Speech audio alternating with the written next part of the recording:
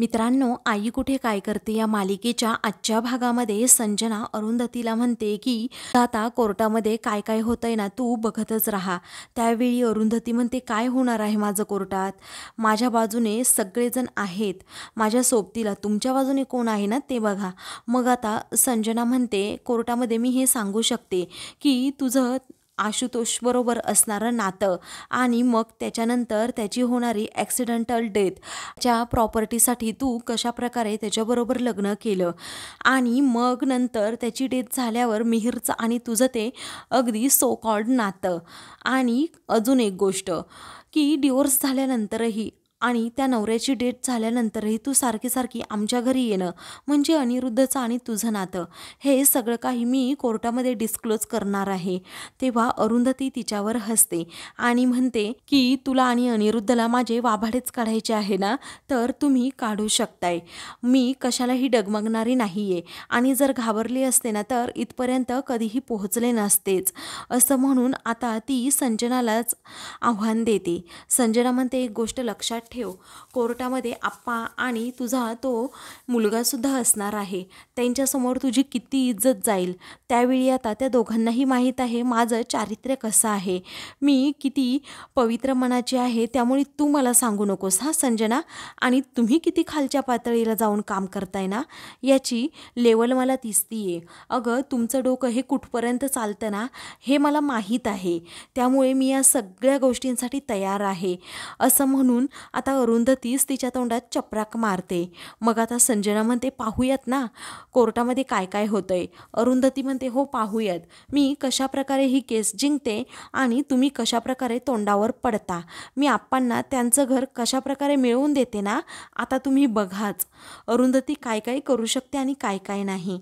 कोर्टाची hearing असते, त्यामुळे सर्वजण आता तेथे आलेले असतात. मग आता जज साहेब सांगतात, ॲडव्होकेट देशमाने तुम्ही आता बोला. मग आता ॲडव्होकेट देशमाने हे अगोदर आप्पांनाच पुढे बोलवतात.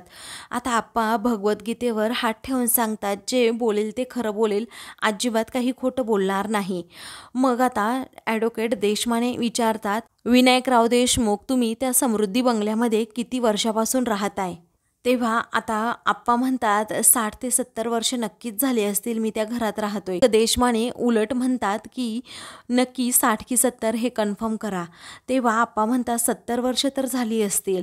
त्यावेळी देशमाने म्हणतात, माझ्याकडे घराचे सर्व पेपर्स आहेत आणि तुम्ही त्या घरात 60 वर्ष राहतायत असं पेपरवरून समजतंय आणि त्या घराला आत्ताच 60 वर्ष झालेली आहेत. आता संजना आणि अनिरुद्ध देखील तेथे आलेले असतात. मग आप्पा म्हणतात, झाले असतील 60 तर 60 वर्ष, आणि तसंही मला नीट आठवत नाहीये. तेव्हा ॲडव्होकेट देशमाने आता विचारतात की तुम्हाला विस्मरणाचा त्रास आहे का? आप्पा म्हणतात, आत्ता नाहीये, अगोदर थोडा थोडा झाला होता. त्याच्यावर औषध पाणी झाल्यामुळे आता खूप बरं वाटतंय. पुढे आता देशमाने म्हणतात, हो मला हे सुद्धा माहिती आहे की तुम्ही तुमच्या घराचा पत्ताच विसरला होतात आणि घराचा पत्ता विसरल्यानंतर घरच्यांनी शोधाशोध केली आणि मग तुम्ही सापडलात. बरं झालं हा सापडलात, नाहीतर घराचा पत्ताच विसरला असता. पुढे आता आप्पा म्हणतात, एकदा झालं होतं, परंतु नंतर तसं कधीही झालेलं नाही. मग देशमाने लगेच आता तो मुद्दा नोट करून ठेवायला जज साहेबांना सांगतात.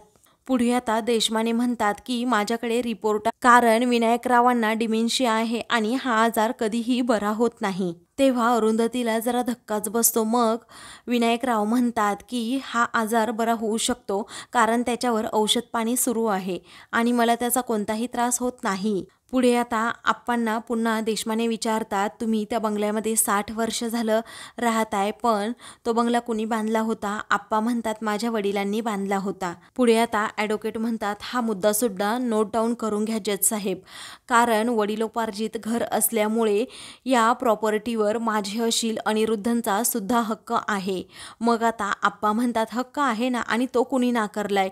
कुणीच नाकारलेला नाहीये. देशमाने म्हणतात की तुमच्या वडिलांनी खूप मोठा बंगला बांधला. किती खोल्या आहेत बरं? आप्पा म्हणतात असा 2 मजली बंगला आहे, खूप मोठा आहे. मग देशमाने पुन्हा विचारतात की चांगलाच मोठा बंगला बांधलाय, त्यांनी खूप मोठं कन्स्ट्रक्शन केलंय. मग आता आप्पांची तो अशी उलट तपासणी घेत असतो. आप्पा आता पटकन बोलून जातात की सुरुवातीला 2च खोल्यांचं घर होतं. माझ्या वडिलांनी तेथे प्लॉट विकत घेतला आणि त्यांच्या मित्रांनी सुद्धा प्लॉट विकत घेतल्यानंतर मग रस्ता सुद्धा झाला आणि खूप मोठी वस्ती झाली तेथे. त्यानंतर आता देशमाने विचारतात, अरे बापरे, मग हे सगळं वाढवलं ते कुणी केलं? मग आता अनिरुद्धने केल्याचं आप्पा खरं खरं सांगतात. तेव्हा कुणी केलं असं पुन्हा देशमाने विचारतात. तेव्हा माझ्या मुलाने अनिरुद्धने केल्याचं आप्पा जोरातच म्हणतात. पुढे देशमाने विचारतात, अच्छा, म्हणजे तुम्ही त्यांना पैसे दिले आणि त्यांनी काम केलं का? आप्पा म्हणतात, नाही, सगळं काम त्यानेच केलंय, त्याच्या पैशाने, स्वखर्चाने. तेव्हा देशमाने म्हणतात की म्हणजे पुढे तुम्ही कारकुनी करत होता आणि तुम्हाला एवढे पैसे मिळणं कठीणच होतं म्हणायचं, कारण तुमचा पगारसुद्धा तेवढा नव्हताच. तेव्हा आप्पा म्हणतात की नव्हता पगार मला, पण अनिरुद्ध नोकरीला लागला आणि त्याला पगारही चांगला होता. मग त्यानेच वरचा मजला वाढवून घेतला आणि मोठं घर झालं. मग त्यावेळी देशमाने म्हणतात, माझ्या अशिलाने त्या घरावरती खूप मोठा खर्च केलाय म्हणायचं आणि तेवढ्या पैशामध्ये त्यांना कुठेही बाहेर एक फ्लॅट मिळालाच असता, बरोबर ना? आता देशमाने असे उलटसुलट प्रश्न विचारताय. या विचाराने नितीन, यश आणि अरुंधतीला धक्काच बसतो. आप्पा आता जरा गडबडतात, ते इकडे तिकडे पाहू लागतात. मग आता देशमाने विचारतात, अहो आप्पा बोला, विनायकराव बोला, म्हणजे मी काहीतरी तुम्हाला विचारण्याचा प्रयत्न करतोय, तुम्ही त्या प्रश्नांची उत्तरं देणं बंधनकारक आहे की नाही?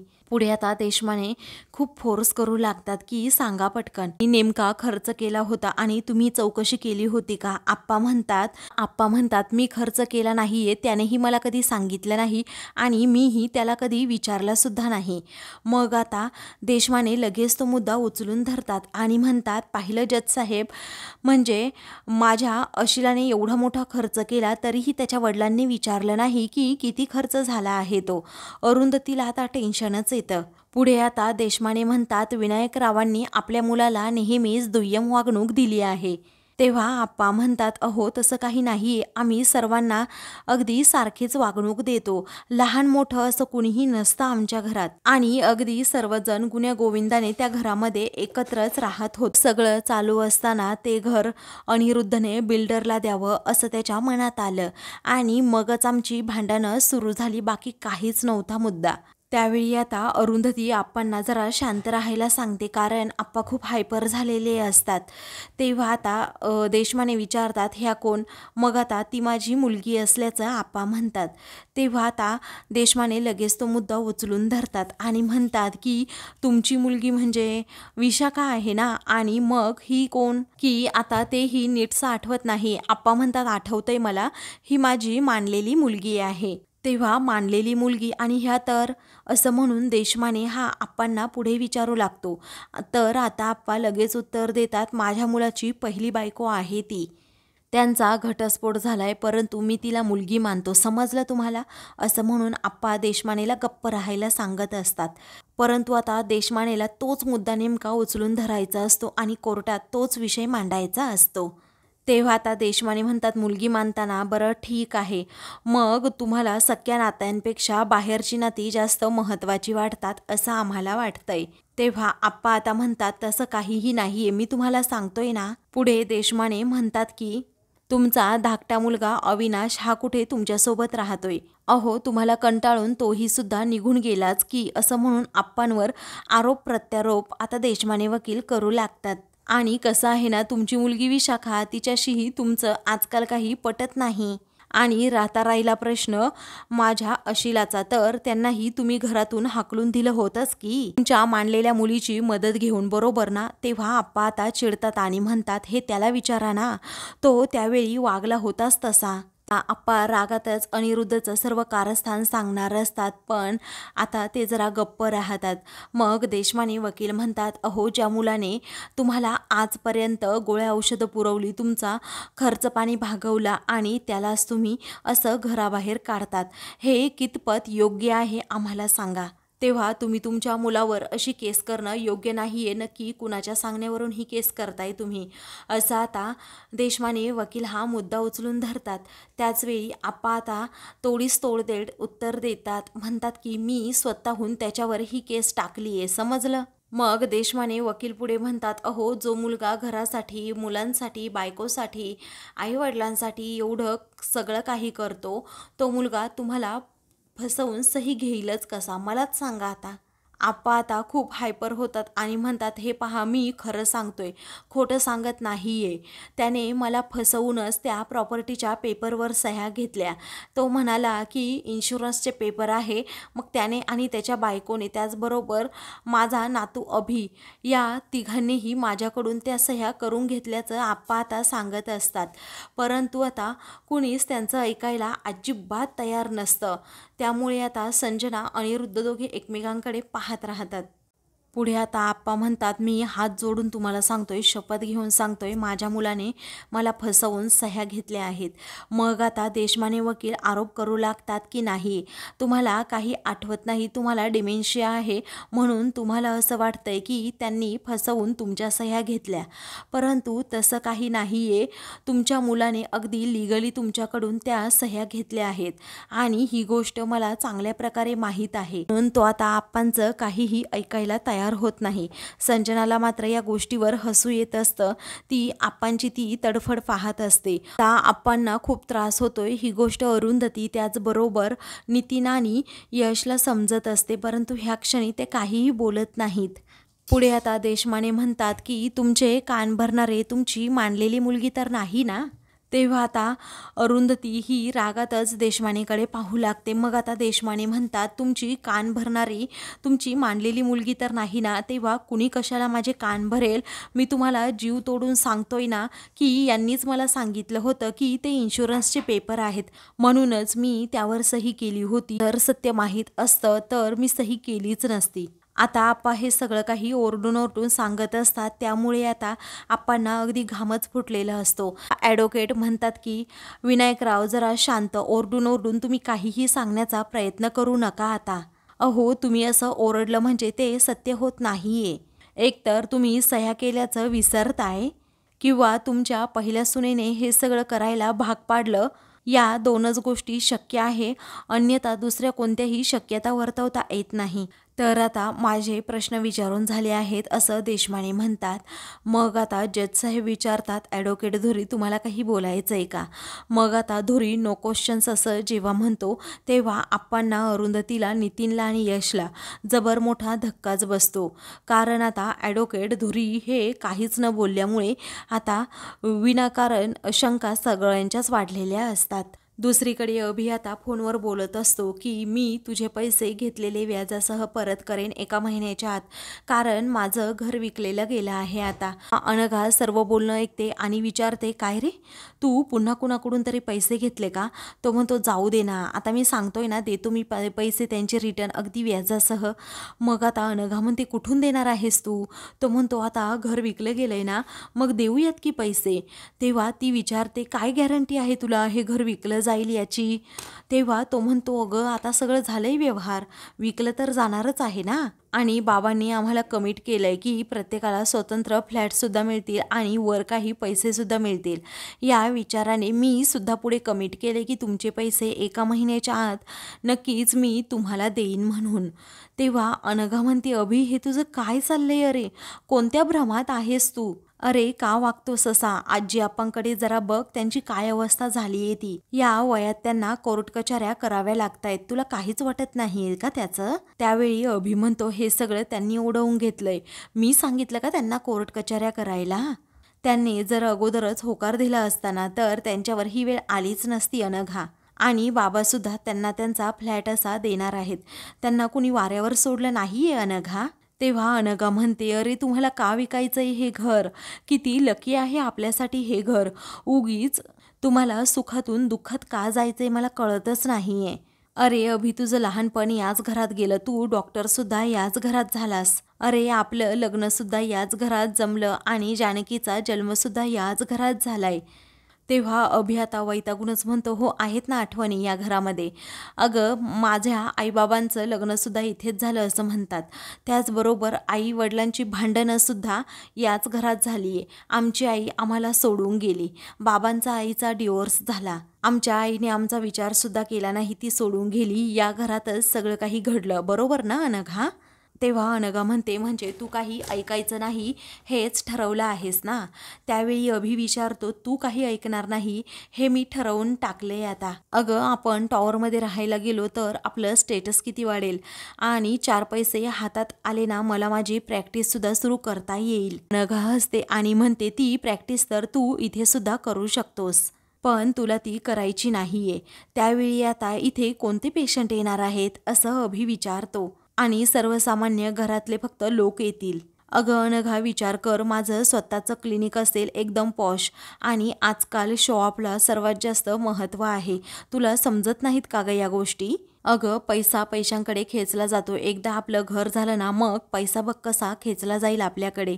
अनघा म्हणते, अभि तुला पैसेच हवेत ना? ठीक आहे, मी जास्तीचं काम करते. तुला जेवढे पैसे हवेत ना तेवढे मी पैसे तुला देते, पण प्लीज हे घर तुम्ही पाडू नका.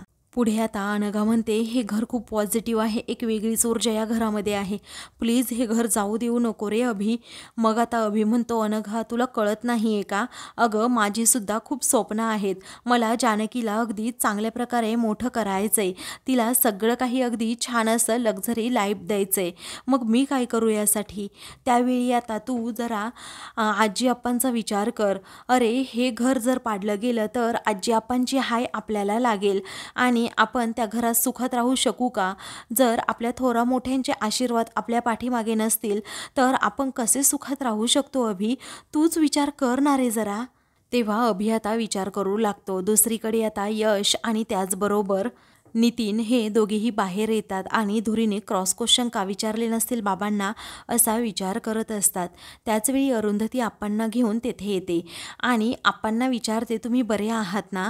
तेव्हा ते म्हणतात, हो मी बरा आहे. मग यश विचारतो, आई अगं धुरी वकिलांनी का क्रॉस क्वेश्चन केले नसतील बाबांना? अरुंधती म्हणते, हो ना बाळा, मलाही तेच कळत नाही. त्यांनी काहीतरी प्रश्न विचारायला पाहिजे होते. तेव्हा थोडा कॉमन सेन्स आहे. धुरी वकिलांनी असं का केलं असेल कळतच नाही असं आता नितीन म्हणतो. तेवढ्यातच धुरी वकील तेथे येतात. तेव्हा अरुंधती त्यांना विचारते, काय हो धुरी वकील, तुम्ही त्यांना क्रॉस क्वेश्चन काहीच का केले नाहीत? मग नितीन देखील प्रश्नांचा भाडेमार त्याच्यावर करतो. तेव्हा धुरी वकील म्हणतो की तुम्हाला काय वाटतं, मी वकील नाही आहे का? मी कसा क्रॉस क्वेश्चन करू शकतो? मला काहीच कळत नाही, सगळं तुम्हालाच कळतं का? मी तुम्हाला एक सांगतोय, हे पहा, आता अनिरुद्धने सगळा खर्च केलाय हे तर मान्य करतोय ना आपण. तेव्हा अरुंधती म्हणते, हो ते मान्य करतोय आपण, परंतु त्यांच्यावर कुणी तो खर्च लादला नव्हता आणि आपल्या कुटुंबासाठी काहीतरी करणं, तेव्हा त्यांनी ते केलं. मग त्यात कुठे खर्चाचा आला विषय? हा मुद्दा उचलून धरलाच कसा? यश विचारतो, तुम्ही त्यांची बाजू का घेताय धुरी साहेब? धुरी वकील म्हणतात, त्यांनी जे कोर्टामध्ये मांडलंय ते खोटं आहे की खरं आहे? अरुंधती म्हणते, त्यांची बाजू खरी असेलही, परंतु तुम्ही काहीतरी क्रॉस क्वेश्चन विचारायला हवे होते. मग आता धुरी वकील म्हणतात, तुम्ही मला शिकवताय का? अहो अरुंधती मॅडम, मला असं वाटतं तुम्ही खूप हुशार आहात, तुम्हीच का नाही मग ही केस हँडल करत स्वतः? अरुंधती म्हणते, प्लीज माझ्या बोलण्याचा असा विपर्यास काढू नका तुम्ही. पण अहो तुम्ही काहीच बोलला नाही तर आपणच मी विचारतीये. त्यावेळी त्यांनी फसवलंच आहे ना आमच्या आप्पांना आणि आईला, असं म्हणून अरुंधती त्यांना सत्य परिस्थिती समजावून सांगते. मग आता ते म्हणतात, हो ते फसवलं आहेच, परंतु हा देशमाने आहे ना तो खूप पोचलेला आहे. मला नाही वाटत आपण केस जिंकू म्हणून, कारण तो एवढा स्ट्रॉंग वकील आहे ना, त्याच्यापुढे आपला निभाव लागेल की नाही मला नाही माहीत. तेव्हा या तिघांनाही आता जरा धक्काच बसतो. पुढे आता वकील म्हणतो, तुला सांगतो यश, अरे मी जर ही केस लढलो ना तर माझ्या नावापुढे अजून एक अपयश लागेल असं मला वाटतंय. माझा तर सगळा कॉन्फिडन्सच निघून गेला आहे. तेव्हा अरुंधती म्हणते, आपण का हरू ही केस?